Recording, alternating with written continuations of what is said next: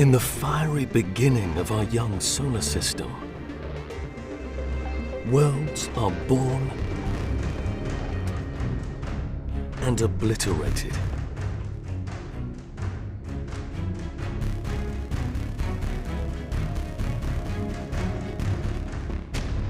Gas giants stir chaos, and a young sun vents its rage.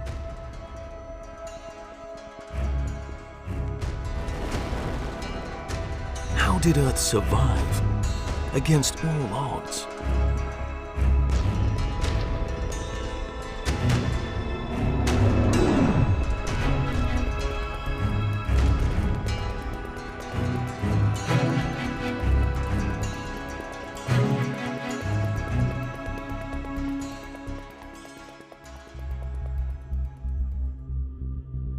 Gazing down from space, we marvel at Earth's bountiful oceans, its continents, and life-giving atmosphere.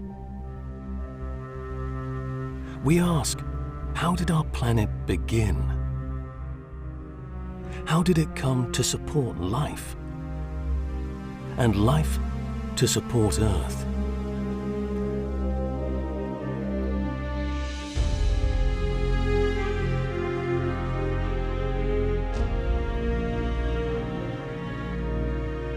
The story of Earth starts within a giant spiral galaxy, the Milky Way.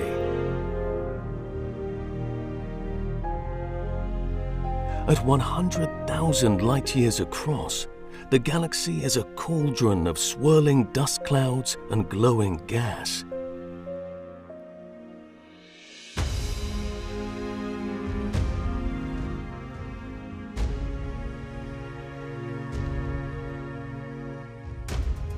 This simulated view shows a 50 million year span, a cosmological blink of an eye. In that time, millions of stars die in powerful explosions called supernovae, shown here as flashes of light.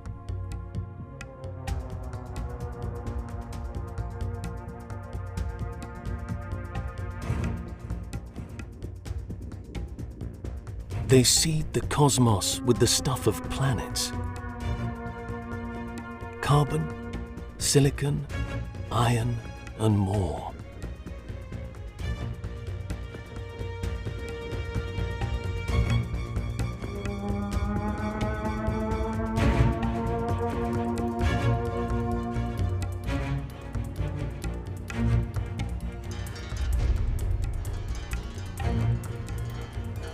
One explosion has packed enough punch to send a nearby cloud of stardust into collapse.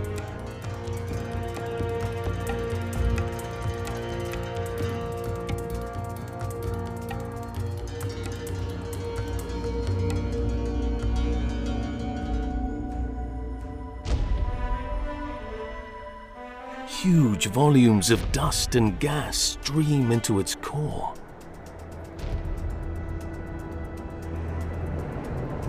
This cloud is about as cold as the universe gets. But the tighter it's packed, the more it heats up.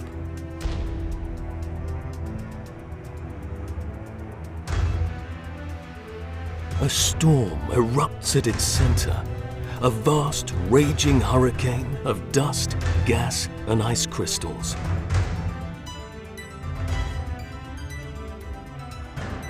In its eye, temperatures soar. A star ignites, and our sun is born.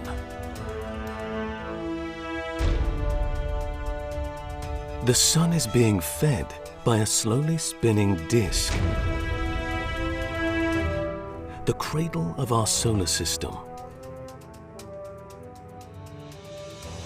Within the disk, planets take shape in a long and violent process. It starts with dust gathering into sand-like grains.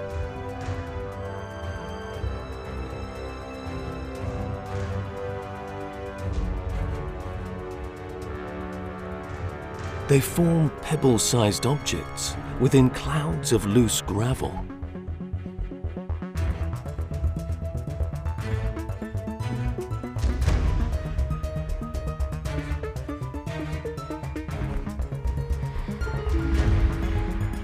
Over millions of years, gravity draws them together to form rocks, ice balls, and boulders.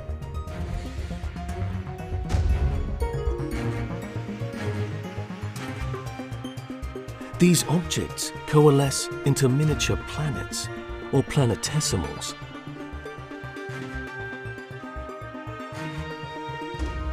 One such body, the primordial Earth, is growing steadily, but its fate hangs in the balance.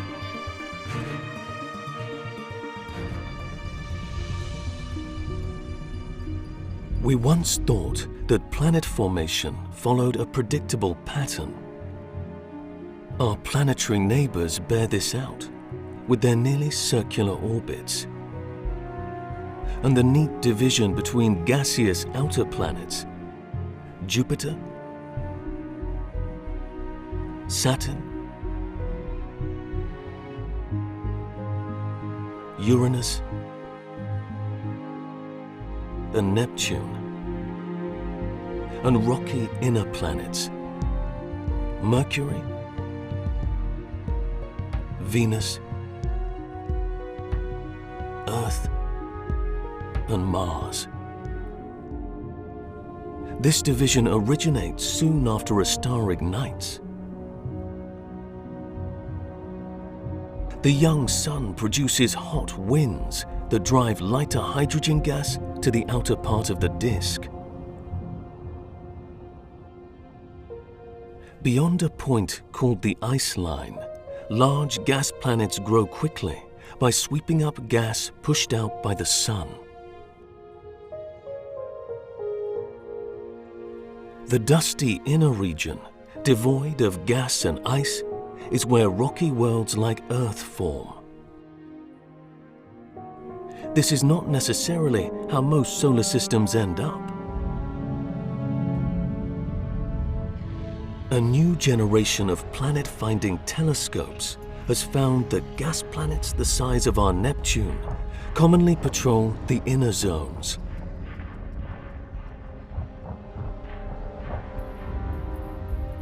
Jupiter-sized giants have been found orbiting so close to the star that hot stellar winds are stripping them of gas.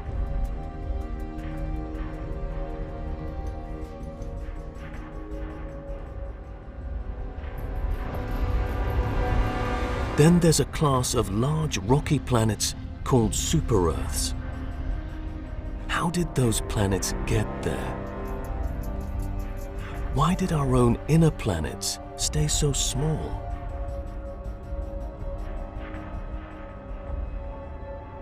Much of what we know about the formation of our solar system comes from asteroids that haven't changed since they formed almost 5 billion years ago. Most are so small that they simply burn up in our atmosphere. A few larger ones survived the fall. Scientists have been able to date these planetary shards by measuring molecular variations, called isotopes, in particular metals. They appear to come from two distinct asteroid populations that formed in the inner and the outer solar system. Something must have driven a wedge between these two regions, preventing the objects from mixing. If this great divider was the young Jupiter, it had to have grown quickly. It would have cut off the flow of matter into the inner solar system, stalling the formation of large rocky planets or super-Earths. Jupiter would then play a central role in one of the most impactful chapters in the history of our solar system.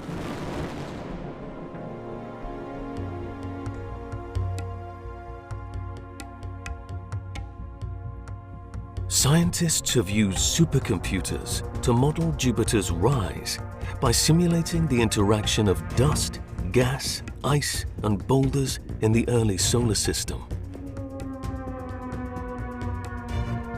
Each flash marks a collision. Each ring tracks the orbit of a would-be planet.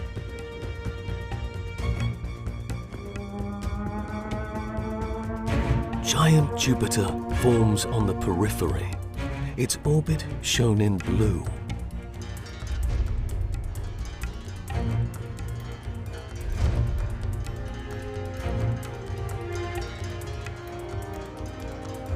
As it grows, Jupiter succumbs to the gravitational pull of the inner solar system. It begins to spiral toward the Sun.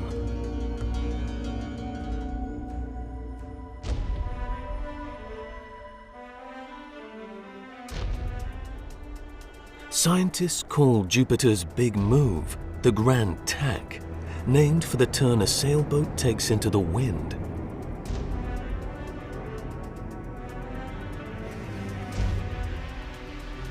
Along the way, Jupiter plows through clouds of cosmic debris. What it doesn't swallow, it flings out of the solar system.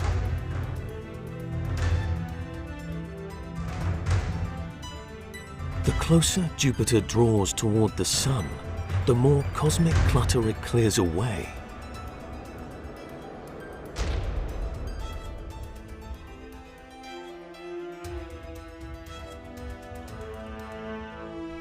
The simulation tracks Jupiter all the way in to the orbit of present-day Mars.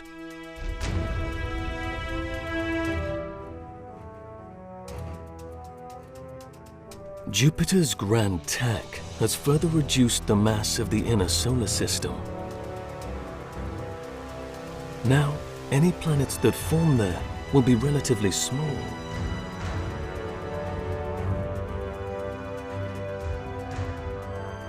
In time, another giant planet, Saturn, grows large enough to pull Jupiter back out.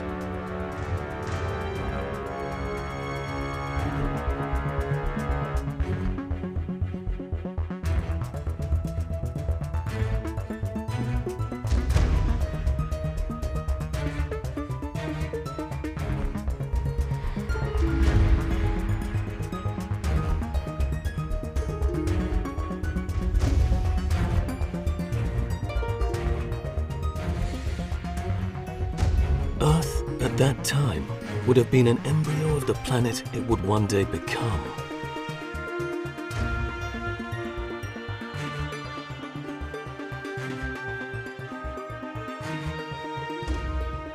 With Jupiter's departure, Earth and a few dozen hungry competitors are free to scour the inner solar system for scraps.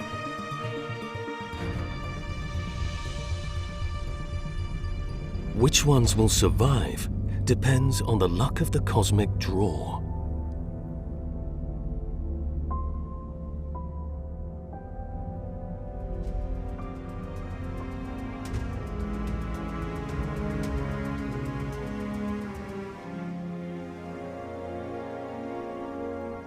Over the 50 million years since Jupiter departed the inner solar system, the roller derby of planets goes wild.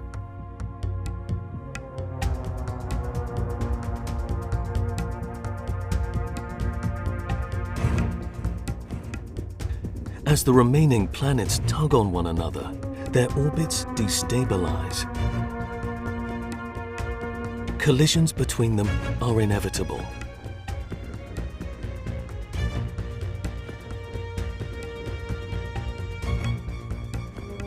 What's left is a handful of would-be worlds, including the planets we know today and at least one other.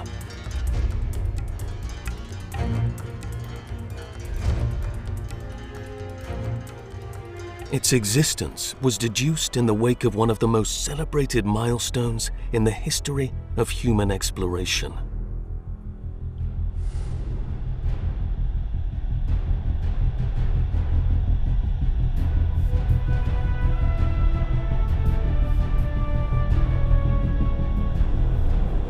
On July the 16th, 1969, Apollo 11 blasts off.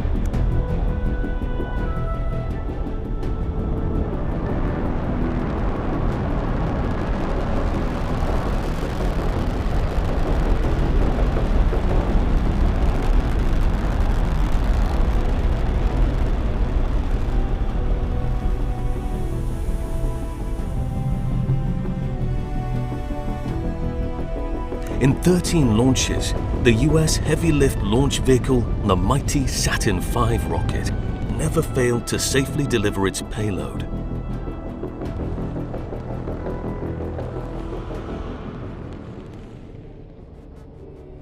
Six times in the 4 years from 1969 to 1972, Apollo spacecraft drifted down over a pocked lunar surface.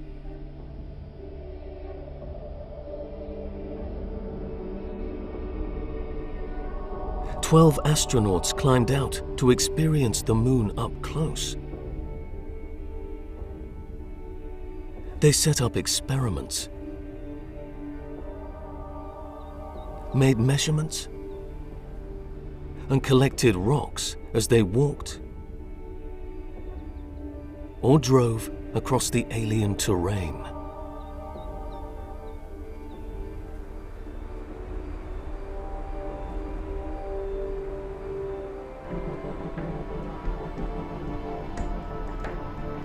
The world cheered as the astronauts returned to Earth. Their exploits symbolized a spirit of optimism, a bright ray of hope in a troubled time. They were the first and so far the last humans to travel beyond Earth and land on another world.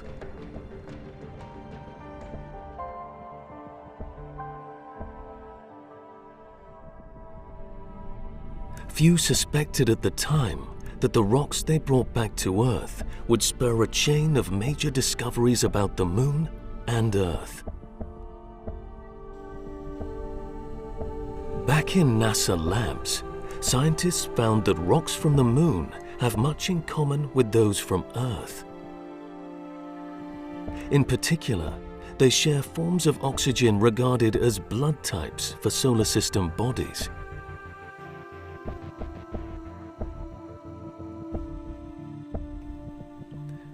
The two bodies share a common and violent history.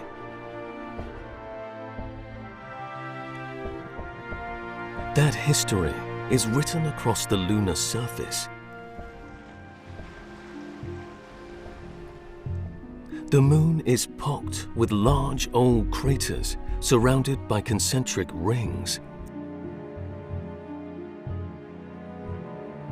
You can see them in this image of the Mare Orientale, captured recently by NASA's Lunar Reconnaissance Orbiter. The rings suggest that a giant impactor came down on a roiling red-hot liquid surface, sending ripples outward.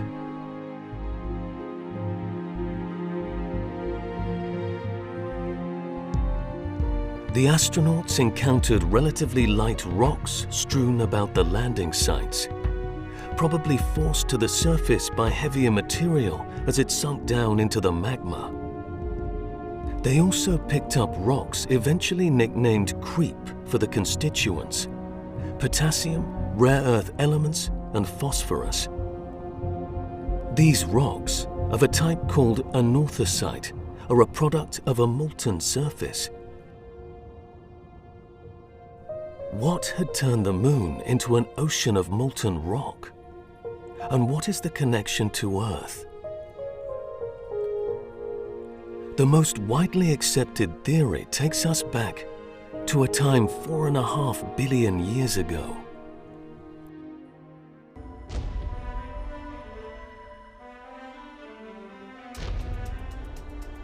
At this time, Earth may harbor volcanoes on its surface with a thin, toxic atmosphere.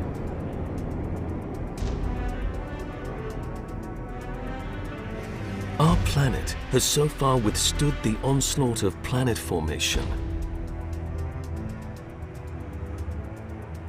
it now awaits the test of its life.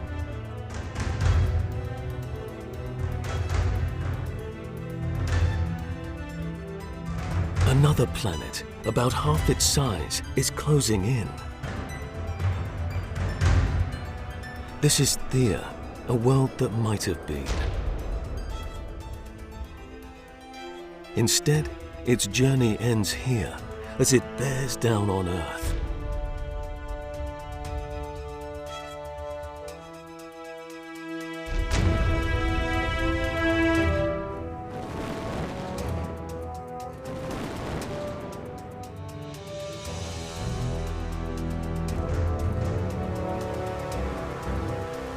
Imagine the view from Earth as the ultimate threat looms large on the horizon.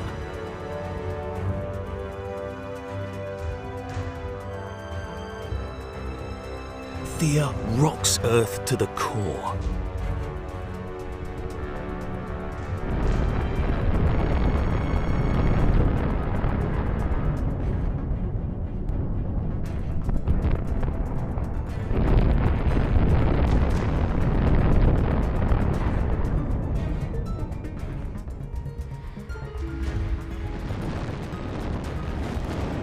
The impact shears away a third of our planet. But instead of destroying Earth, Thea becomes part of it. A computer simulation captures the first 24 hours. Debris unleashed by the collision envelops Earth in a dense atmosphere of vaporized rock. The cloud coalesces into a ring, a belt of molten rubble.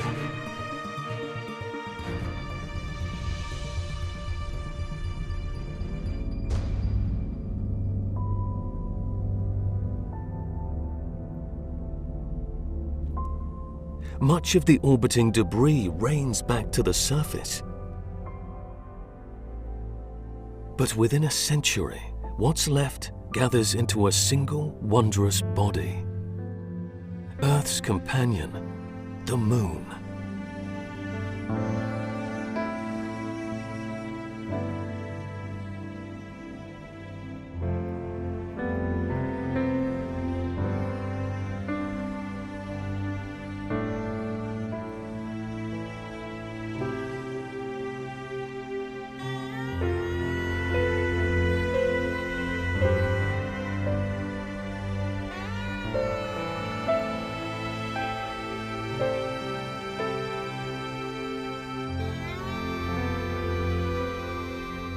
After the impact, our planet is left spinning rapidly on a slightly tilted axis.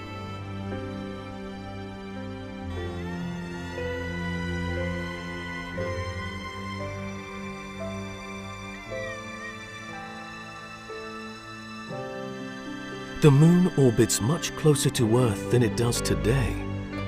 From its surface, our world would have filled the sky.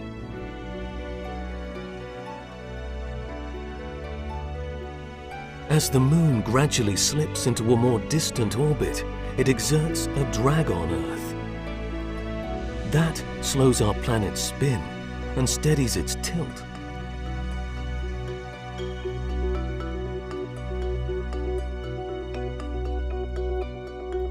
The Moon serves as a reminder of the cataclysm that almost spelled the end of our planet.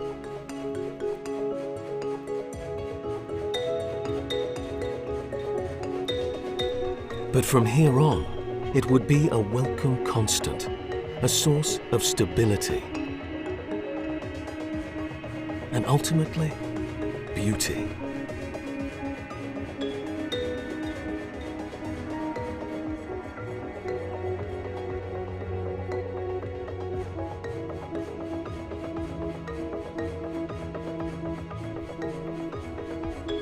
But the violence was by no means over.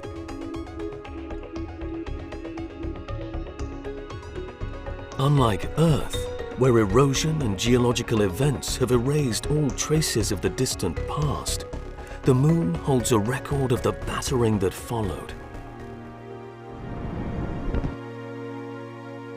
The myriad craters that line the lunar surface tell of a time up to 4 billion years ago when Jupiter and Saturn hurled a barrage of objects toward the inner solar system. A recent study draws on the sizes and number of lunar craters to model the impacts endured by Earth.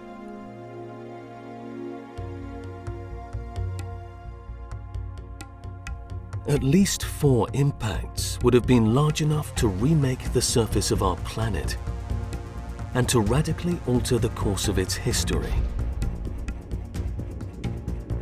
Smashing into a crust rich in radioactive uranium and potassium, they tore these elements from the planet and sent them into space.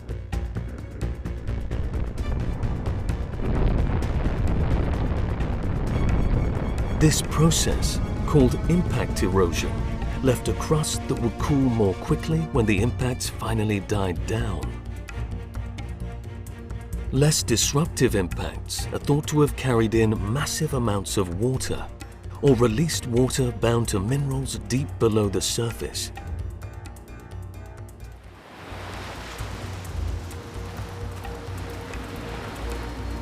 Half a billion years after the birth of the Moon, Earth has become a world of water.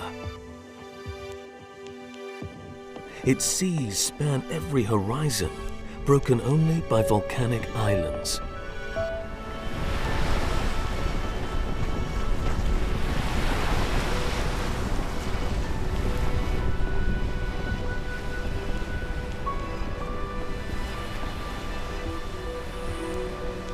The Moon, still in close orbit, whips up tides that lash rocky volcanic shores.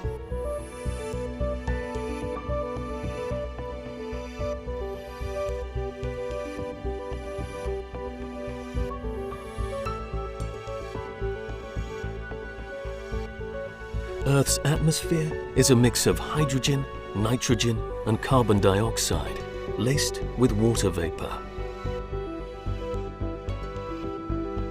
Land and sea are rich with chemicals, carbon, nitrogen, oxygen, iron, and more that came with the dawn of the solar system. The Earth has what it needs to accomplish its ultimate feat, to nurture life. But there's a problem.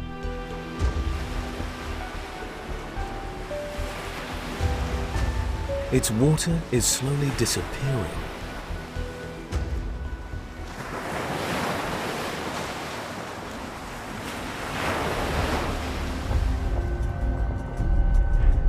The young sun, while dimmer than it is today, is prone to powerful flares.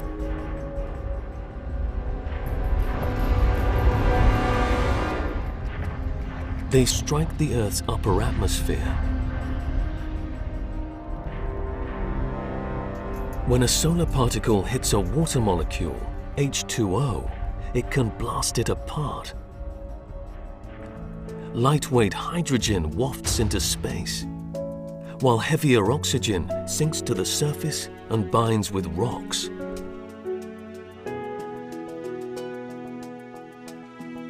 We now know what a devastating effect this can have. Spacecraft observations show that Mars long ago harbored ample stores of water. Its surface is etched by the meandering paths of ancient rivers and lined with sediments laid down on lake and ocean beds. Mars today is a lifeless world, graced with a thin carbon dioxide atmosphere. There is little or no water left.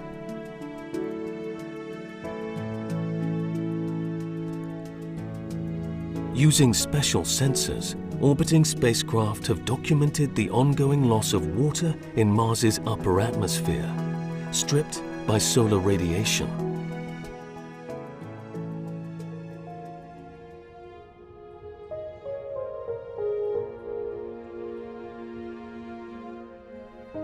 Scientists have observed this same process at work on Earth's sister planet, Venus.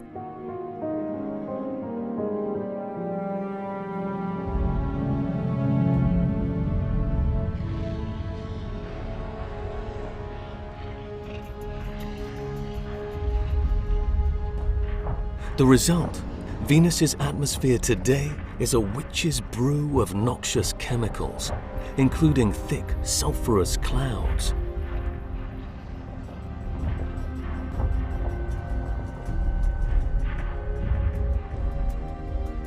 Down at the surface, Venus's atmosphere is choked with high concentrations of carbon dioxide, a potent greenhouse gas that traps the sun's heat. CO2 has turned Venus into a cauldron. With surface temperatures of almost 500 degrees Celsius, Venus is the hottest planet in the solar system.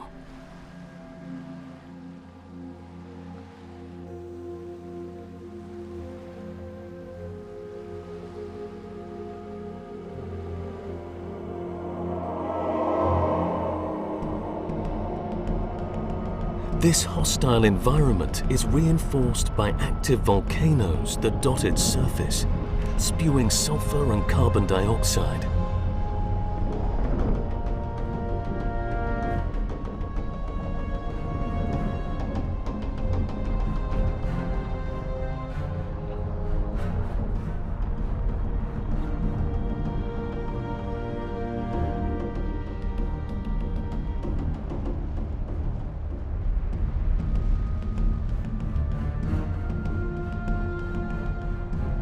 How did Earth avoid such a grim fate? For one, our planet has a protective shield that both Venus and Mars lack.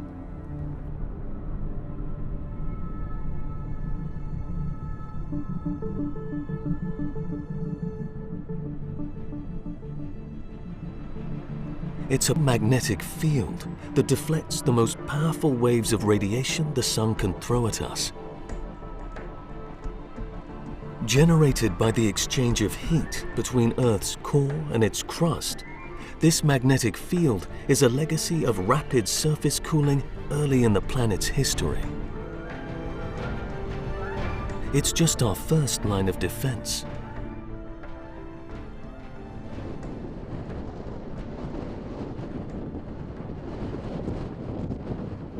Another line of defense began to simmer away across the surface of our planet as early as 4 billion years ago. Life.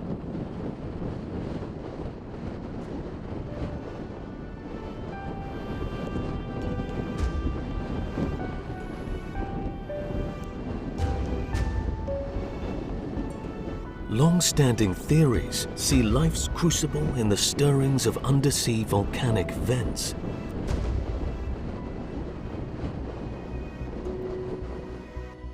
Heat and chemical reactions over long periods of time produced proteins and nucleic acids. The chemistry of life.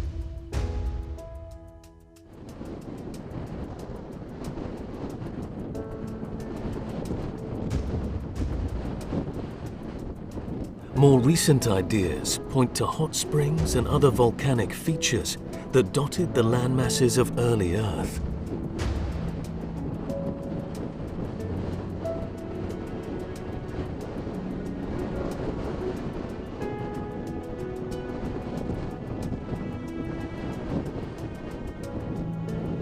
No one knows exactly how or where life gained its first foothold.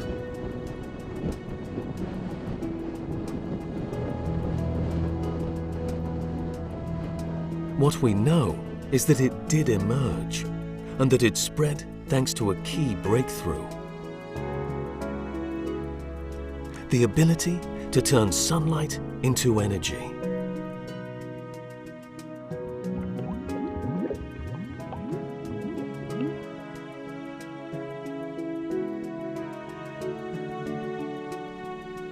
Photosynthesis, the process that fuels plant life, made its first appearance in simple bacteria over 3 billion years ago.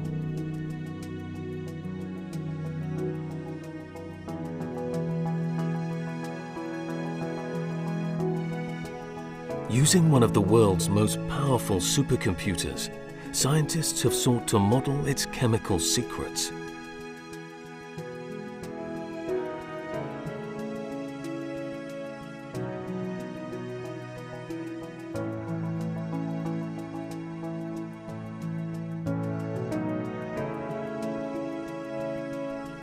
Step 1 is to capture sunlight. Passing through a transparent membrane to the center of the bacteria, we encounter a cluster of spherical pods. Each one is equipped with special sensors designed to harvest solar energy. When a photon hits, it excites rings of chlorophyll molecules.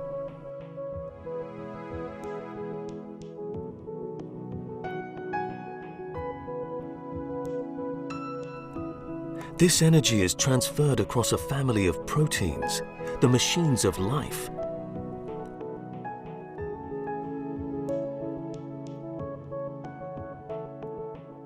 Down the line, electrons and protons carry the energy through a chain of chemical reactions.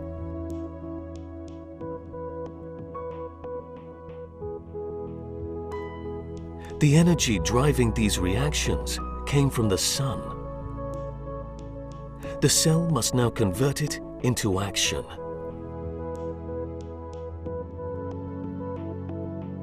It's the energy stored in protons that gets things moving.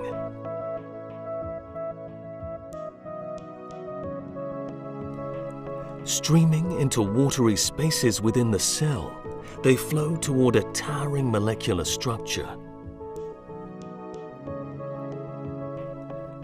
As they enter, their electrical charges turn a protein like a crank. This turning motion initiates a chemical reaction, one that is essential to all life on Earth. Two molecules join to form a third, called ATP, shown in blue. It is the universal energy currency in every cell that has ever lived.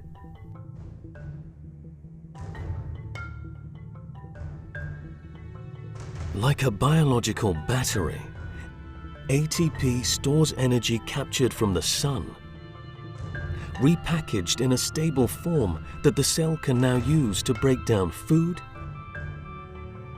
to power locomotion, to fuel reproduction, to live.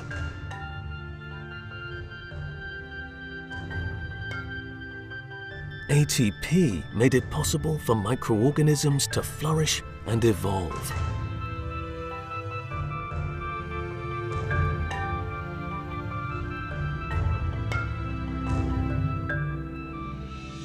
As bacteria gave rise to plants, a more advanced form of photosynthesis released a byproduct: oxygen.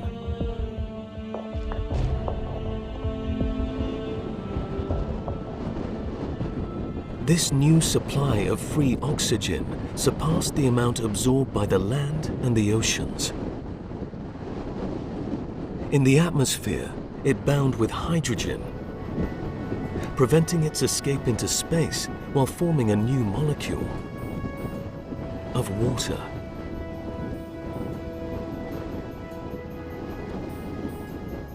This process will gradually stem the loss of Earth's oceans, though not completely.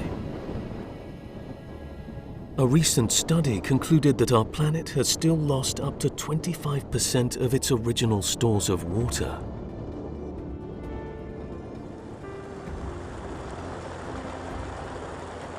Across the surface of our planet, water began to work in tandem with life, the sun, and geology, to power a remarkable planetary engine. The climate.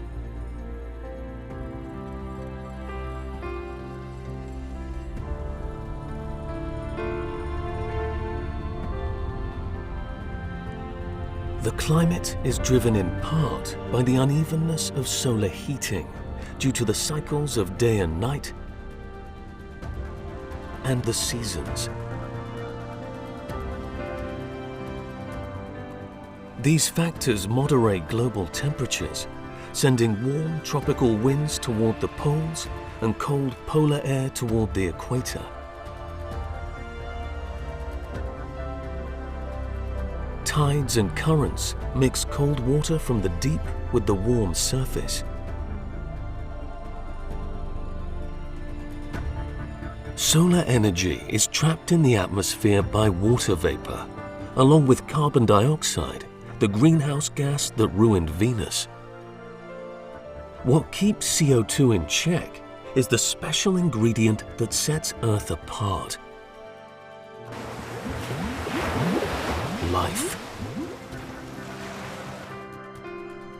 The oceans are chock full of it.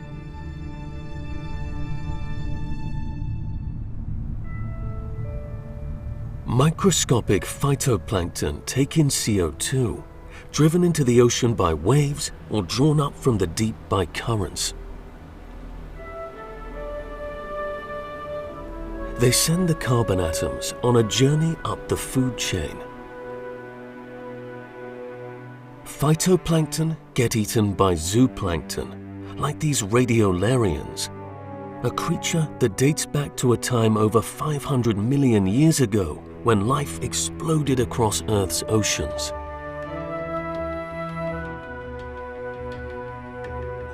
Moving up in scale, copepods are tiny bug-like crustaceans and the single largest source of protein in the sea.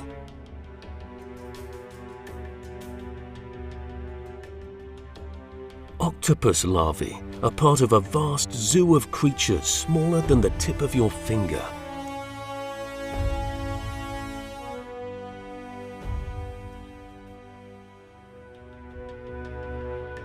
They get eaten by small fish, and they in turn by larger creatures.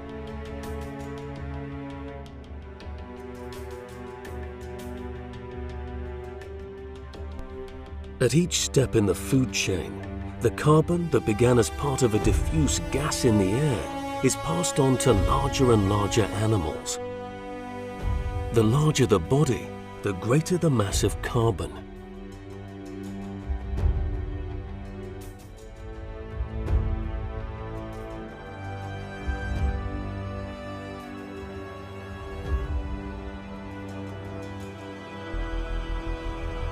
From whales down to tiny phytoplankton, marine life is part of a global system of removing CO2 from the atmosphere, then gradually releasing it back.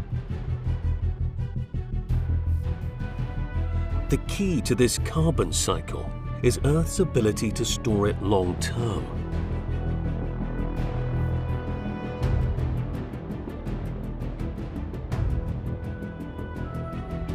A NASA satellite is tuned to read chlorophyll, a chemical tracer for plant growth. In sync with the seasons, plants take in vast amounts of carbon dioxide while releasing the oxygen we breathe. On land, carbon finds its way into the ground when plants and animals die and decay. The Earth too gets into the act.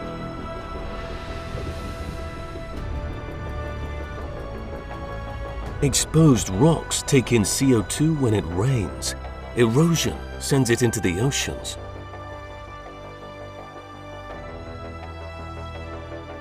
If it becomes part of the marine food chain, carbon-rich matter can sink all the way to the sea bottom in the form of waste.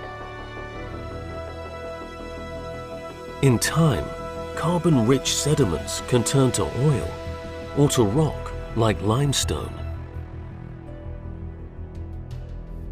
Carbon can return to the environment if rocks become exposed or if the Earth begins to erupt.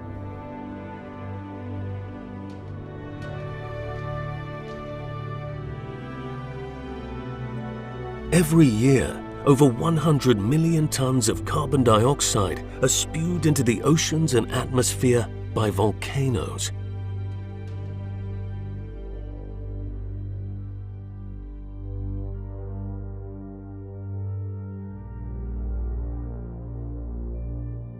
Acting on timescales of a day to millions of years, the carbon cycle has helped to make our planet habitable.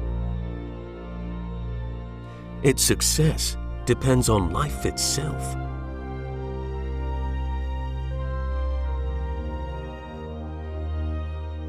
Earth today, endowed with ocean, atmosphere and land, with light and warmth, with life that's bountiful and in balance.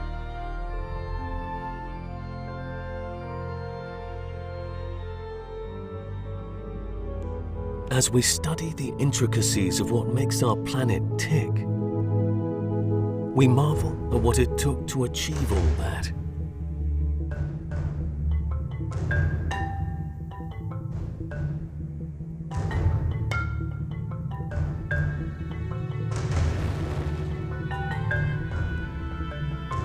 The aftershocks of a supernova.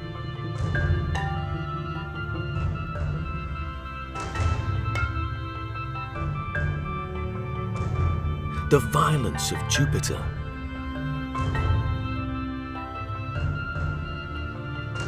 A chance collision.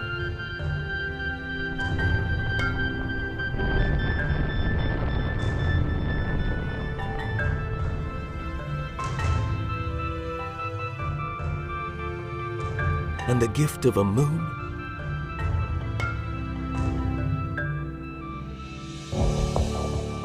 Of water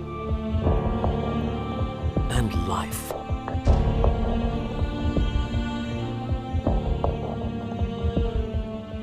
The more we're able to reconstruct our planet's past, the more singular it seems. That is, until we realize how many other solar systems are out there.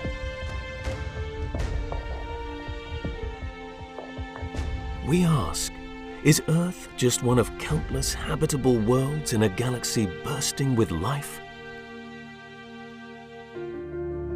Or is it a wondrous twist of fate? A remarkable convergence of chemistry, energy, and chance?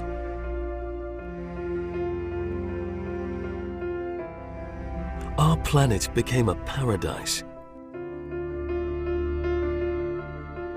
But is it the only one?